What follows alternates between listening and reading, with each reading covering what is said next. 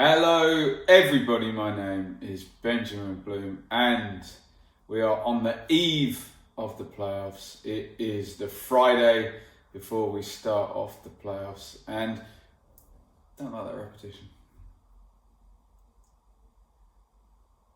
Hello everybody, my name is Benjamin Bloom and it's here. We are on the eve of the weekend of the playoffs. It's Friday and we are looking forward to Championship playoff final action this coming bank holiday Monday.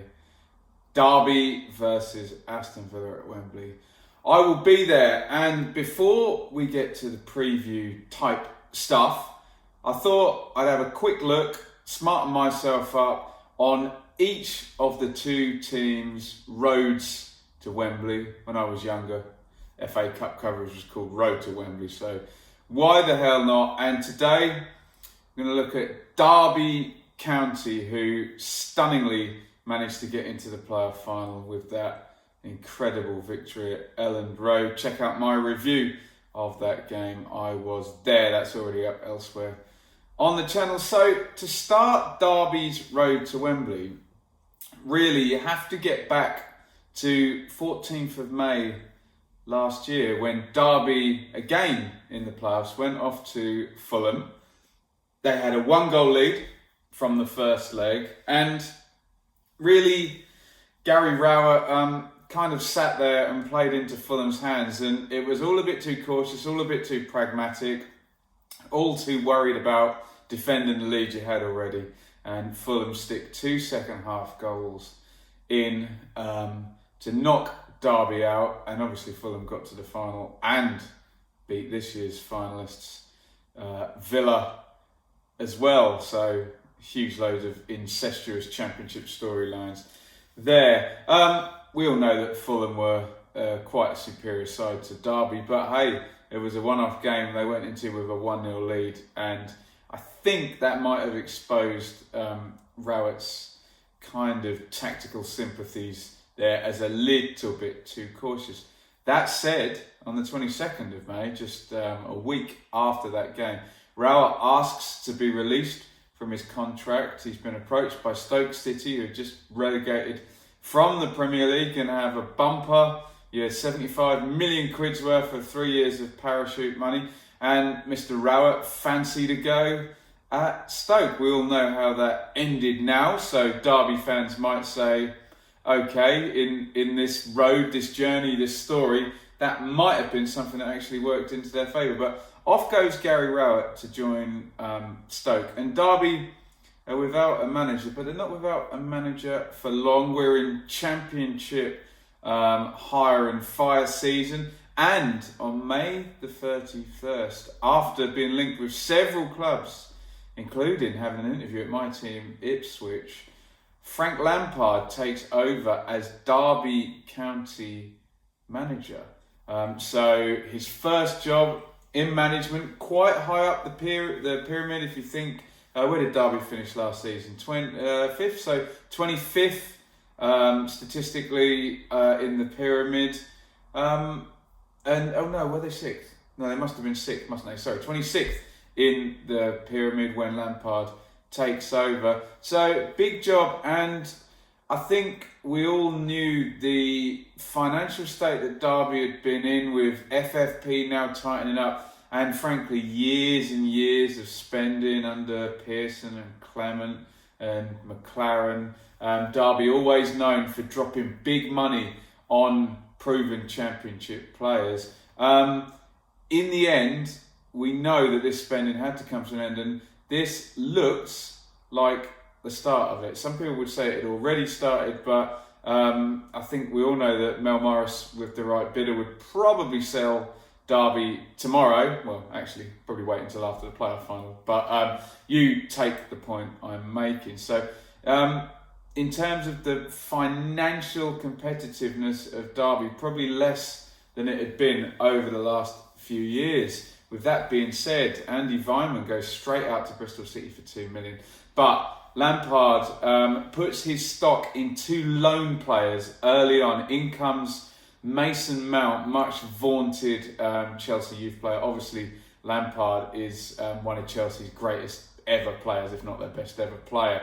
So big context there to go and pilfer for Chelsea. Mount had already done a season on loan, I believe, somewhere in Europe. I think in Holland. Fact check me on that. So real big name young player coming in on loan. Also, Harry Wilson comes in from Liverpool. We'd seen Wilson at Hull, so kind of proven championship there. And Mel Morris not prepared to go straight away with the big fees, but good recruitment there. Young players. Mount, okay, unproven in the championship, but experience elsewhere. Wilson, probably proven in the championship with Hull and with big potential to get up higher. Florian Joseph soon comes for 2.8 million from Brentford. Jack Marriott comes for 3 million from Peterborough. Scored a lot of goals at a lower level. George Evans, undisclosed, from Reading. By the end of July, all of those players have come in, and it looks a lot like Lampard has been given the job to move on from maybe the likes of Nugents and Wisdoms and Keoghs and Huddlestons and Brysons, Ledleys, those Bradley Johnsons, those experienced, battle-hardened championship players. And a lot of these players he brings in very mobile and dribblers as well. Mount, Wilson, Josephson. So a bit of an idea. Marriott also very pacey as well. A bit of an idea maybe of the model of player that Lampard wanted to bring. The championship opener, obviously with Mr. Lampard involved. He and Bielsa, the big names that the national media love managing in the championship this season. The championship bout takes place over at Reading. I was there on the 3rd of August. Derby make an unlikely comeback victory. Tom Lawrence gives them the lead in the last minute. And from my eye, you can check my match review. Bit of a lucky win there for Derby. Looked like a lot of their players knew what they were supposed to do. But now in competitive football, it's going to take a while. Keoghs and Tamori at the back to try and split and be passing out from the back, and possession was what they wanted, and sort of a 4-3-3 type, 4-1-4-1, whichever way you want to look at it. So a lot to learn for a lot of these players. I'd already mentioned Tamori. Obviously, he didn't play in that game because he didn't sign for another couple of days. So in comes Tamori on loan. He's actually going to end up playing pretty much every minute from his signing alongside Keoghs. And the big one here that sets the dominoes going really right through the championship, Vidra, last year's top scorer. He played a lot of the time behind a front player up front for Derby. He goes off to Burnley for 11 million, which sets the chain of events which allows Waghorn to come in from Ipswich, effectively ending Ipswich's season on the 8th of August. And Scott Malone, this happens every season. A player will get promoted and then immediately drop back down. We saw Barry Douglas do this as well, from Wolves to Leeds. Malone drops from Fulham back down to Derby. Dwayne Holmes comes as well for 700,000. Transfer dealings done, and you can see more austerity Derby. The figures are good. The public figures, Vidra money covers pretty much all of it, but we don't know about loan fees for Wilson and Mount and Evans and Malone, both undisclosed. So we're not entirely sure, and this is a bit of a thing when Derby do publish their financials later in the season. So off we go now with the squad complete, and a bit of foreshadowing here. Derby 1, Leeds 4 on August the 11th. First meeting of these teams. Leeds kicking arse at the start of the season and taking names, and Derby is one of them. We go into the 1st of September though. Derby go to Hull and win. They're 4th in the league and they've won 4 out of their first 6 games. Very good start for Frank Lampard. Remember the whole time the championship takes no prisoners, and this is Lampard's first season. So that could have gone south very quickly. It didn't. We get to the 6th of October. This is the international break now. It's QPR 1, Derby 1. It was 1 win in the next 6, so they fall into a familiar position here. We're in 7th place, having 18 points, loads of teams, and Derby are going to contest that 4th, 5th, 6th, 7th, 8th. That spot now for for the rest of the season, not really involved in that top three picture, which obviously, as we know, is not going to crystallise still until December time, with Sheffield United, Norwich and Leeds pushing up ahead of everybody else. Here comes a hard run and an impressive run for Derby, though. The team's starting to build with Mount, Lawrence and Wilson. Marriott favoured ahead of Waghorn. As I said, Keown, Tamori, pretty much permanent fixture. Young right back Jaden Bogle in centre midfield, not quite sorted there. Bryson, Ledley, Huddleston, all still kind of hanging around as yet. And in the end, Scott Carson as well. Keeley Roos is going to usurp him in the goal. Where do we get to? This hard run now. Derby beat Sheffield United, an amazing 4-1 win away at West Brom. They draw with high-flying Borough at this point and beat Birmingham. A superb little run there. There was a game against Chelsea as well where Lampard makes his return to Stamford Bridge early in his management career. They end the tricky run in 4th place. So a lot of hope. Here we go to the 10th of November, and it's a bit of a key day here. One, because it's the first game against Aston Villa, who we now know are Monday's opponents. They lose 3-0. Dean Smith just getting his feet under the table, and a real first good win. I remember a couple of good wins there for Villa, one at Borough as well. Obviously, we'll be covering Villa in the next video, so more on them then.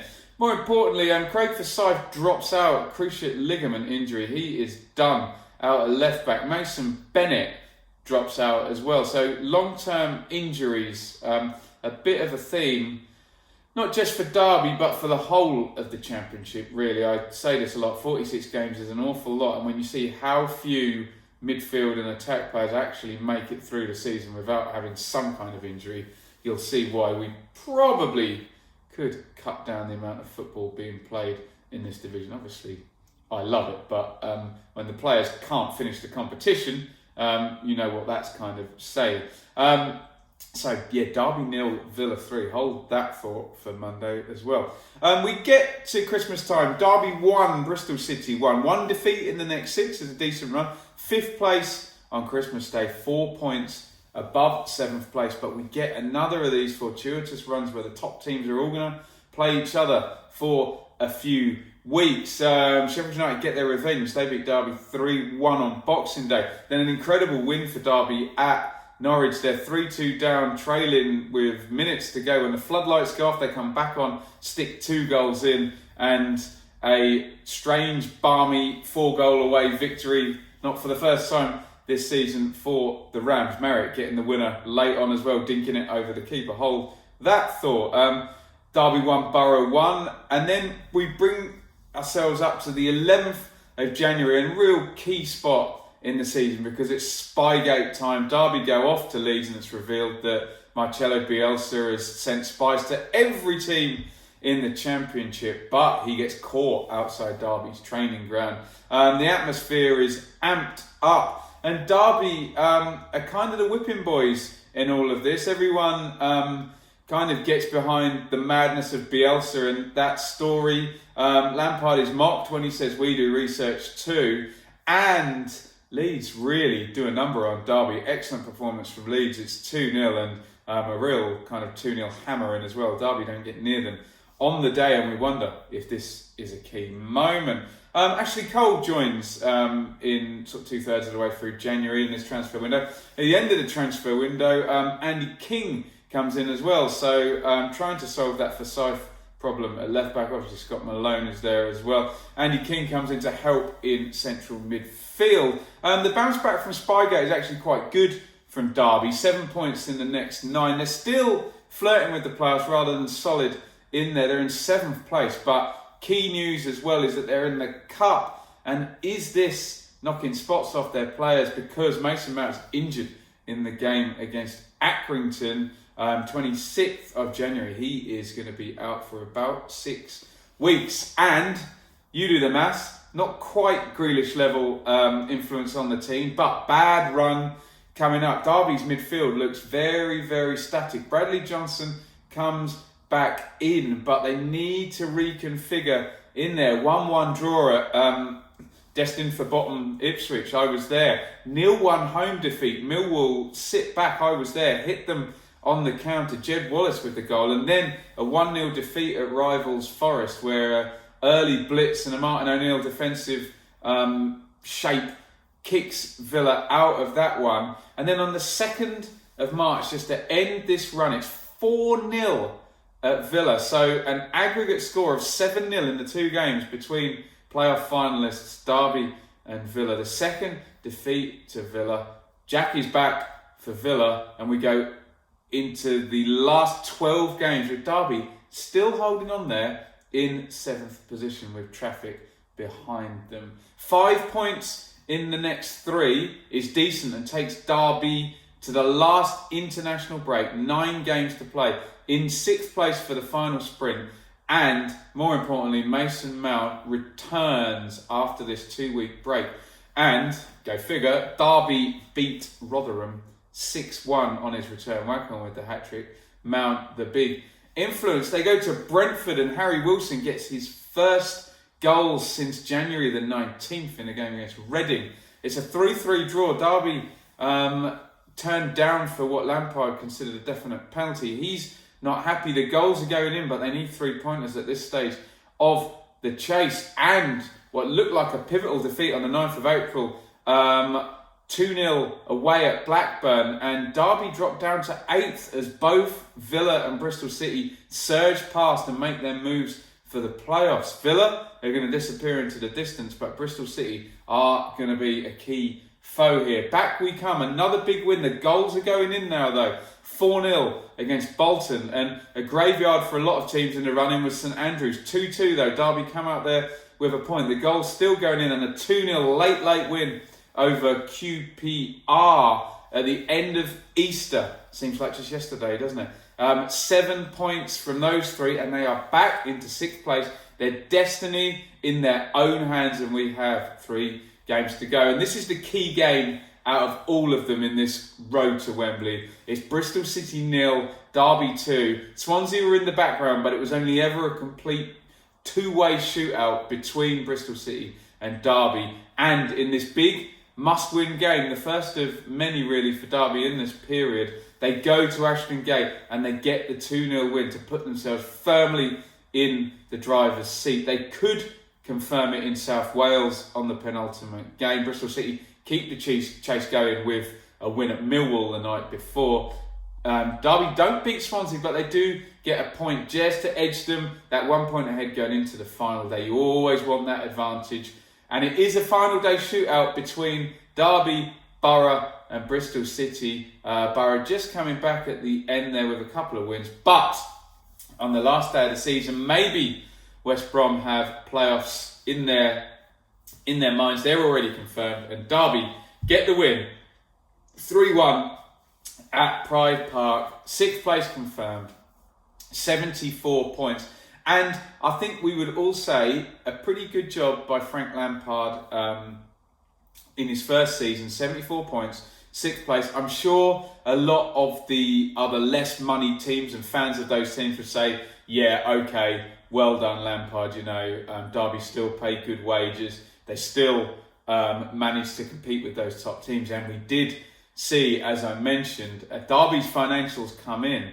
And the key entry on that spreadsheet was Mel Morris selling his stadium back to Derby and leasing it to himself effectively, or whichever way around you want to look at it. He owns both, and he's essentially leasing a property he owns to a company he owns. And that sticks, I think, 38 million on the accounts. So we can see that Derby are really, really on the edge of having to cut back drastically. And when we cover our preview of this game, we'll talk about the financial state for both of these teams.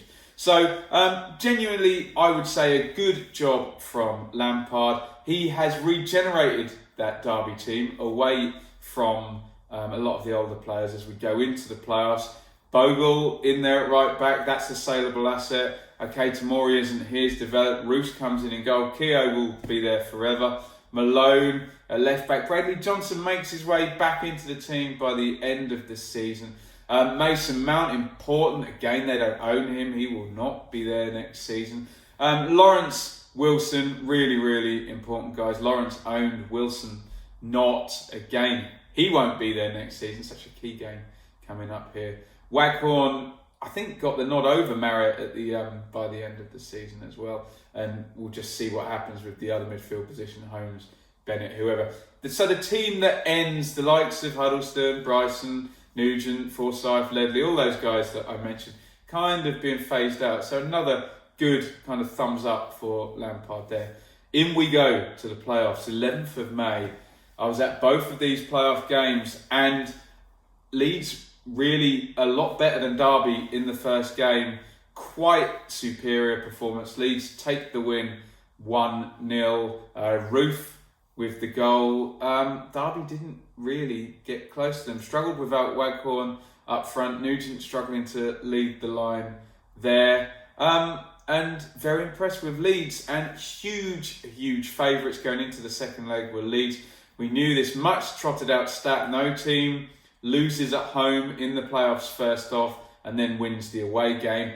Obviously, that stat coloured by the fact that the two teams that play home are 5th and 6th. So for someone to do that, they would have to be an inferior team according to the league table and play better away from home than they did at home. So hugely unlikely happening. But off we go to Elland Road, and just an incredible playoff classic. Dallas gives Leeds the lead. On comes Marriott. He wasn't even due to start the game.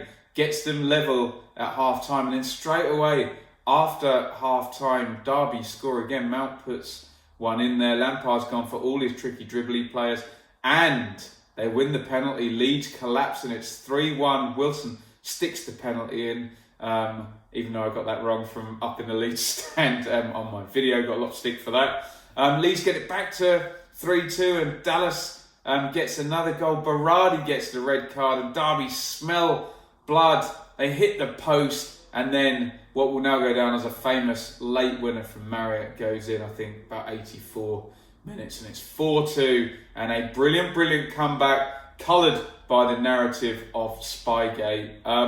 And everyone thought Bielsa would get one over on Lampard yet again, but in the one that mattered, Lampard did it to get us to the playoffs. So that is the story of Derby's road to Wembley. Financial cuts, Spygate, loan players, dribbling players, missing Mount, a late run at the end of the season, and an amazing playoff victory from 6th position.